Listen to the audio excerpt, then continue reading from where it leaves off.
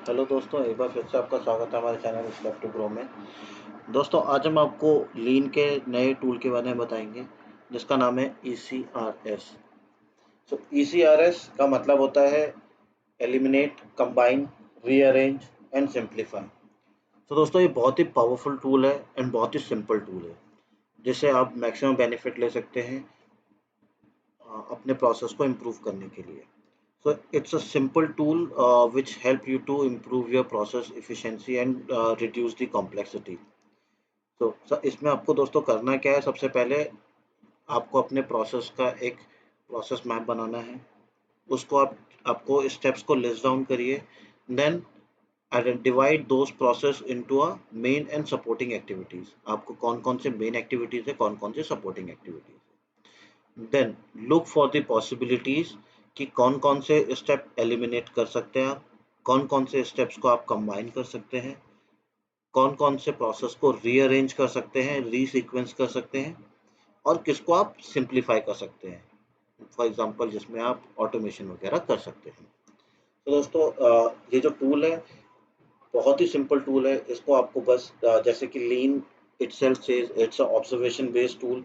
मैं अपने हर लीन के वीडियो में आपको यही बोलता हूँ कि lean is a observation based tool and maximum tool जो है लीन के वो हम from a childhood we are using those tools, but हमें उनका नाम नहीं पता एंड राइट अप्रोच या राइट स्टेप्स हमें नहीं पता होते, जिस वजह से we do not get the maximum benefit out of those tools. तो दोस्तों, मैं वही आपको यहाँ पर बता रहा हूँ कि जो टूल्स हैं आप उनको इफेक्टिवली कैसे यूज़ कर सकते हैं जिससे कि आप मैक्सिमम बेनिफिट ले सकें। तो दोस्तों, ये भी एक ऐसा टूल है जो कि हमने बहुत बार यूज़ किया होगा अपने घरों में, प्रोफेशनल लाइफ में, वर्क एरिया में। तो वही आप उसको आप एक स्ट्रक्चर फॉर्मेट में यहाँ पर देखेंगे।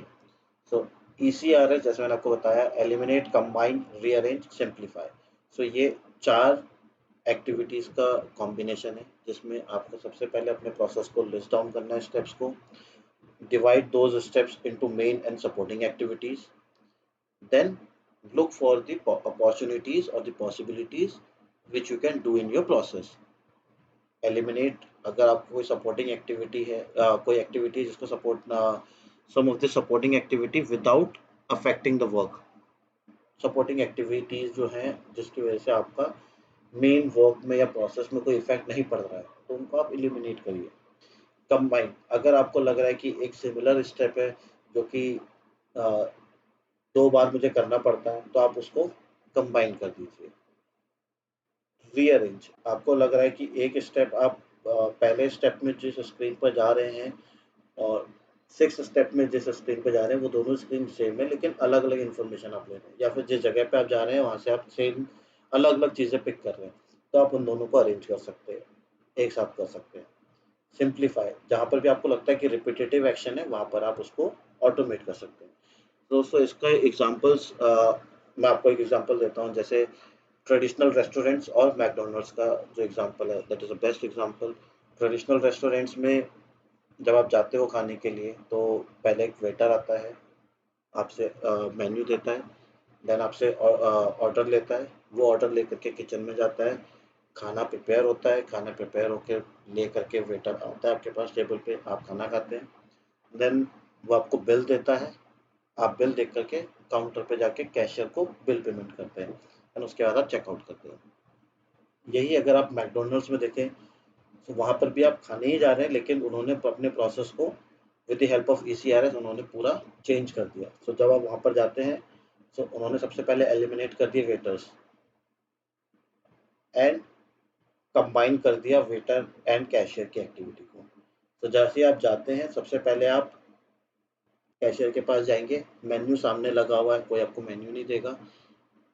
एलिमिनेट कर दिया एक स्टेप और उन्होंने मेन्यू देने का।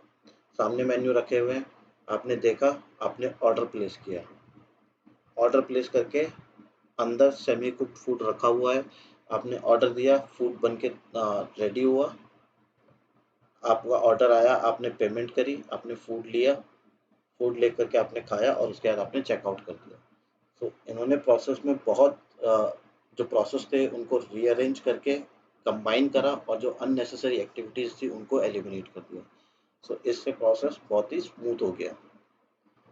ऐसे ही और भी बहुत से एग्जांपल है दोस्तों। आई होप कि आपको ECRS टूल समझ में आया होगा। अगर आपको इसमें कोई डाउट है तो प्लीज़ कमेंट करें, या फिर अगर आपने अपने किसी प्रोसेस में या फिर कहीं पर आपने ECRS यूज़ किया है, तो प्लीज़ आप कमेंट करके बताएं कि और क्या-क्या एग्ज़ाम्पल्स हैं ECRS के जो आपने देखे हैं या फिर आपने इम्प्लीमेंट किया है। अगर आपने हमारा चैनल सब्सक्राइब नहीं किया है तो please subscribe. Thanks for watching our video.